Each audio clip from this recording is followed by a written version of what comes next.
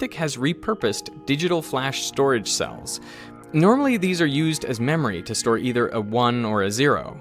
If you apply a large positive voltage to the control gate, electrons tunnel up through an insulating barrier and become trapped on the floating gate. Remove the voltage, and the electrons can remain on the floating gate for decades, preventing the cell from conducting current. That's how you can store either a 1 or a 0. You can read out the stored value by applying a small voltage. If there are electrons on the floating gate, no current flows, so that's a 0. If there aren't electrons, then current does flow, and that's a 1. Now, Mythic's idea is to use these cells not as on-off switches, but as variable resistors. They do this by putting a specific number of electrons on each floating gate, instead of all or nothing. The greater the number of electrons, the higher the resistance of the channel. When you later apply a small voltage, the current that flows is equal to V over R.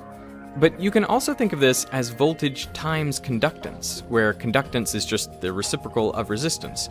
So a single flash cell can be used to multiply two values together, voltage times conductance. So to use this to run an artificial neural network, well, they first write all the weights to the flash cells as each cell's conductance. Then they input the activation values as the voltage on the cells. And the resulting current is the product of voltage times conductance, which is activation times weight. The cells are wired together in such a way that the current from each multiplication adds together, completing the matrix multiplication.